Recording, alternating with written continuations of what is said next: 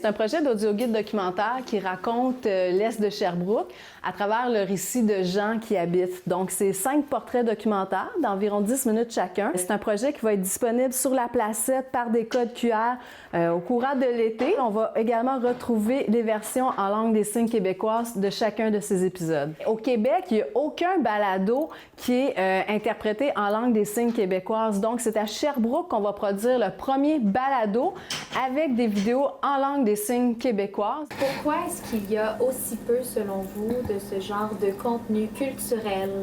Parce que la communauté kurde est tellement petite, c'est tellement 10% de la population. C'est pas beaucoup. Comme tu disais tantôt, puis quand même assez visible, quand on parle à quelqu'un qui est en photographie, qui est très visible. Tu sais, là, on a beaucoup connu les interprètes avec la COVID. On voyait toujours l'interprète en bas. Bon, puis c'est sûr qu'il y a des services d'interprète, par exemple, pour la première ligne, comme par exemple les services médicaux, les services juridiques. Mais on a tendance à oublier que les personnes sourdes, bien, de la culture, elles en veulent aussi. Ils ont le droit à ça. Mais quand on visitait, la dame qui était là, on voulait voir le propriétaire, mais il n'était jamais là. C'est pas un hasard si j'ai une sensibilité sur les enjeux de l'accessibilité à la culture et aux arts pour les personnes sourdes et malentendantes, parce que ma sœur est sourde. Je suis jamais allée voir une pièce de théâtre avec ma sœur. Je suis jamais allée voir un spectacle de danse avec elle. Je sais à quel point il y a des inégalités sociales. Puis c'est ma sœur qui m'a proposé de faire un volet de visio-guide.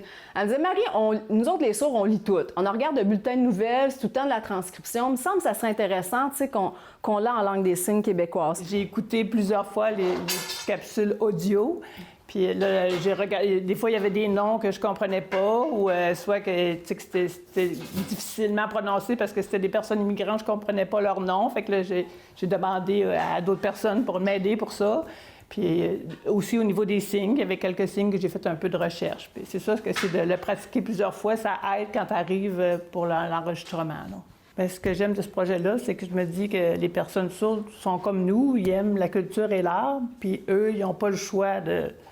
Ils n'ont pas l'accessibilité. J'espère que c'est une initiative qui va faire monter plus l'intérêt par rapport à ça, oui. Il faut toujours en faire, c'est important d'en faire. Très curieuse de voir, moi aussi. Donc, je ne reproche pas aux réalisateurs ou aux réalisatrices de ne pas rendre leur production culturelle et artistique accessible aux personnes sourdes et malentendantes si elles n'ont pas été sensibilisées à cet enjeu-là. Donc, moi, ce que j'espère avec mon projet Les Voix de la Placette, c'est donner le goût à d'autres producteurs, productrices de contenu, réalisateurs, réalisatrices aussi, de rendre justement leur contenu accessible aux personnes sourdes et malentendantes.